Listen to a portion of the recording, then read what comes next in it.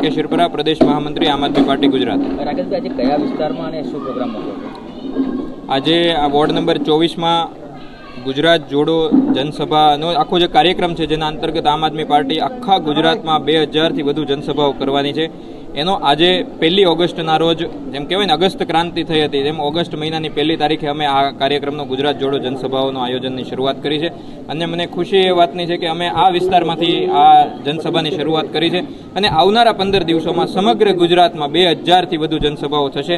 અમે આ જનસભાઓના માધ્યમથી ગુજરાતની જે વાસ્તવિક પરિસ્થિતિ છે એ લોકોની સમક્ષ રાખીશું અને દિલ્હી અને પંજાબમાં જે સારા સારા કામો થયા છે એને લોકો સમક્ષ મૂકીશું અને ગુજરાતનું વાસ્તવિક ચિત્ર લોકોની સમક્ષ રાખીશું. અને આવનારા સમયમાં ગુજરાત જે બદલાવની આશા સેવી રહ્યું છે એ બદલાવની આશા તરફ ગુજરાત ઝડપથી આગળ વધે એની વિનંતી કરીશું. આજની જનસભાનો મુખ્ય હેતુ શું હતો?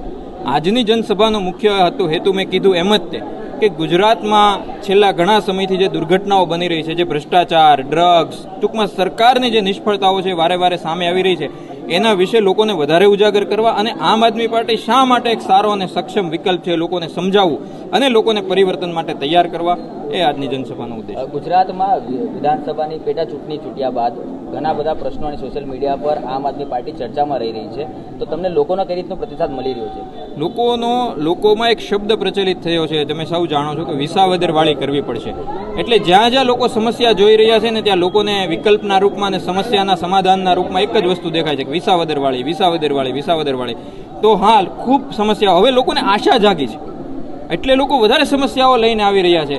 તો અમે લોકો સમક્ષ એટલા માટે જ પહોંચી રહ્યા છીએ કે હા, એ તમારી આશાઓનો જવાબ છે, આશાઓનો જવાબ આમ આદમી પાર્ટી છે અને જે સમસ્યાઓ છે એનું નિરાકરણ આમ આદમી પાર્ટી લાવશે. છેલ્લા 30 વર્ષથી ઉધના વિસ્તારમાં તમારી પહેલી જનસભા થઈ રહી છે અને ઉધનાને ભાજપનું ગઢ કહેવામાં આવ્યું હતું, તો કઈ રીતે એને? ના, પહેલી વખત નથી થઈ રહી. અમારી વચ્ચે મહેન્દ્રભાઈ પાટીલ છે, ખૂબ સક્ષમતાથી ચૂંટણી લડ્યા છે. વિલાસભાઈ આ વિસ્તારમાંથી સક્ષમતાથી ચૂંટણી લડ્યા છે. અમારા પંકજભાઈ આ વિસ્તારના નેતા છે. રમાકાંતભાઈ આ વિસ્તારના નેતા છે. તો અમારી પાસે ખૂબ બધા નેતાઓ છે અને અમે અસંખ્ય ઉધના વિસ્તારની સમગ્ર સુરત છે એ આમ આદમી પાર્ટીના હૃદયમાં છે.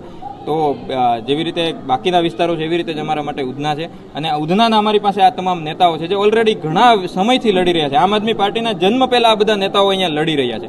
તો એવું કંઈ નથી. જી, મારું નામ એડવોકેટ વિલાસ પાટીલ, આમ આદમી પાર્ટી સ્ટેટ લીગલ સેલ જોઉં છું અને ઉધના વિધાનસભાનો ઇન્ચાર્જ છું. વિલાસભાઈ, આજનો શું પ્રોગ્રામ હતો અને કઈ રીતની રૂપરેખા હતી?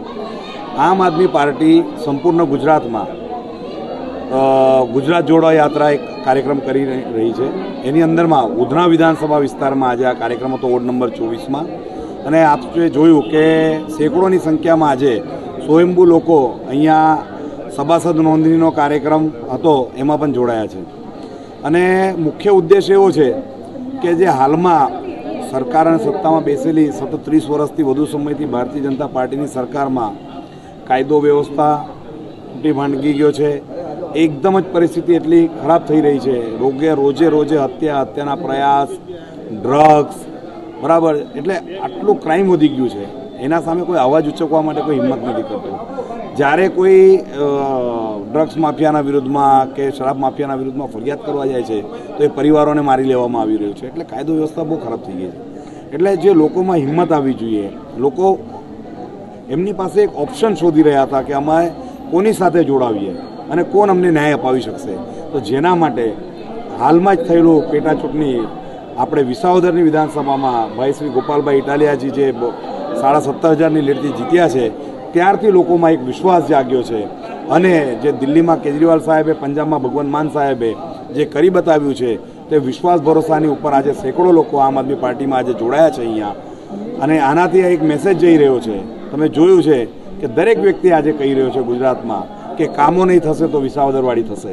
એટલે લોકોને વિશ્વાસ છે કે આમ આદમી પાર્ટી આમાં સફળ થશે. ગુજરાતમાં ઘણા વર્ષોથી ભાજપનું સરકાર ચાલી રહ્યું છે. જ્યારે આમ આદમી પાર્ટી આવી રીતે સત્તામાં આવવાની વાતો કરે ત્યારે એ મફતની રાજનીતિ છે આમ કહી